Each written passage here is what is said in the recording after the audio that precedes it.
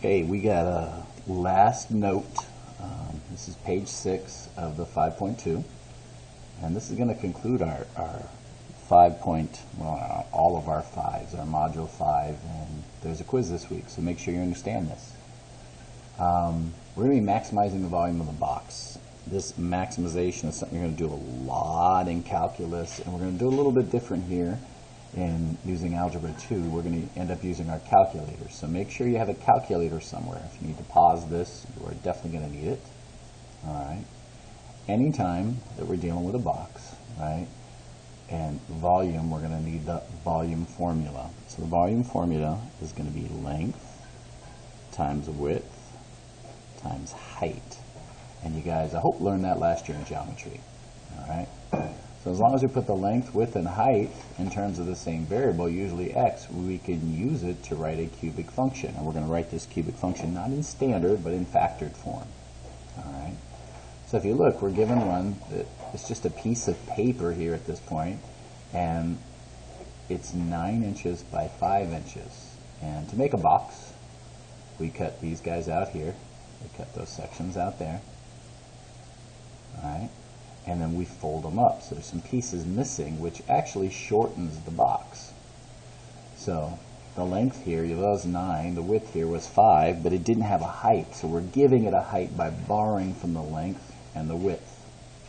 So if I look at this whole length used to be 9, but I made a cut here, and I shortened that 9, not by 1x, but by 2 x's.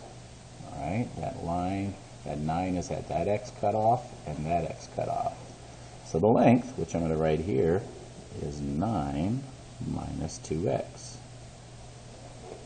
Likewise, the width, well, it used to be 5, but I cut here, and we've shortened the width by 2 x's, 2 unknown measurements of the exact same length.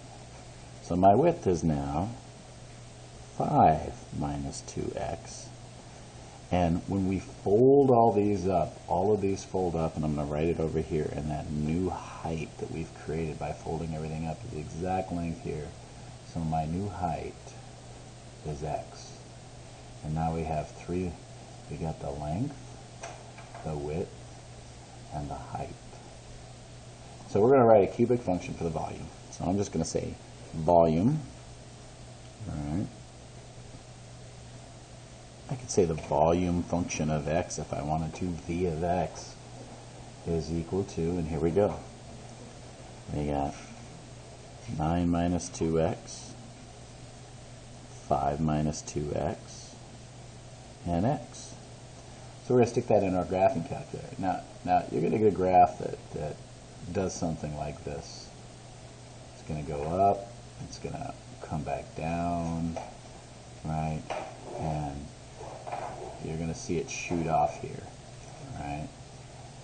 So at 0, I have no height, just a flat piece of paper, which has no volume. I'm going to get up to somewhere in here, and this point here is going to be 2.5. I just want to explain what this is. At 2.5, I've cut 2.5 off of this side and 2.5 off of this side. So I've actually taken out my entire width, so my volume is once again 0. None of this out here really matters. Once I've taken out the 9, once I've gone past, that's going to be 4.5 here. I've got 2 negatives, which in real life, nothing out here is going to be applicable for volume. It's just 0, 0, 0, no volume. And nothing here before I have a height. So we're really just analyzing between here, when I first start folding the smallest amount of that height up, and here, 2.5, before I cut out all of my width.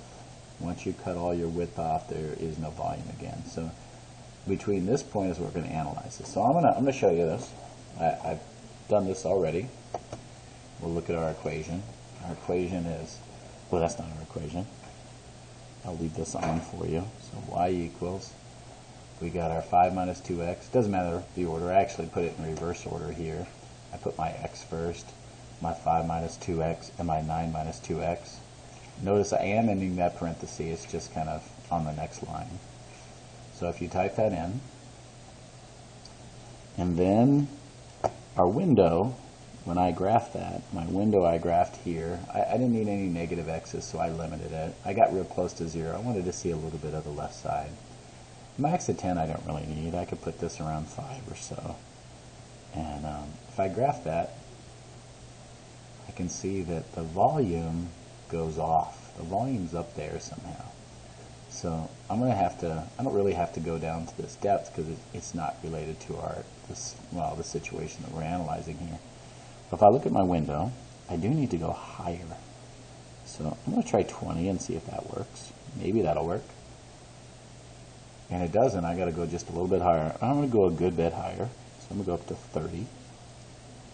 So I can get a glimpse of the top of that graph, which would represent, again, the output of this is volume. So this represents the volume. And I'm only going to measure it between here and here, where I have all 3 measurements, length, width, and height. So what I want to do, it says we're going to find the maximum value. So I'm going to go second, calculate. I'm going to go up to max. And I'm going to do my left bound over here. Good morning. Enter. Good morning. I'm going to do my right bound over here. So it's going to analyze the maximum value between those 2 arrows. I'm going to go up to the top. I'm going to hit enter. And it looks like my maximum value is about 1.03 and it's about 21. Alright. So I'm going to write the x value is 1.03. That's how much I would have to cut off of each side to get a maximum value of about, no, let's do 21.16 inches cubed. We'll put the measurement in there. This would be inches right here. Alright. So you use the maximum point to give the dimensions. Wow. Okay. Let's do that.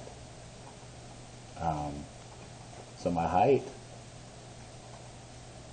would obviously be 1.03. My width would be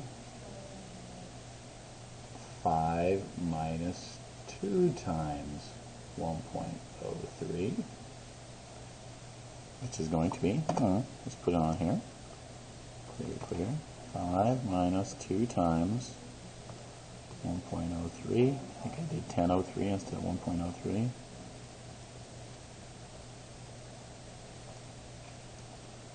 Oh, no, what did I do wrong? Oh, there's a 5 minus 2 times 1.03, 2.94.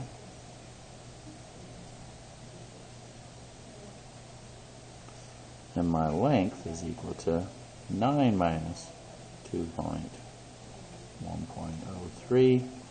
I can see that pattern right there. This is going to be equal to, looks like 6.94. And those are all in inches. There it is. I'm assuming I did it right. If you get a different answer, let me know.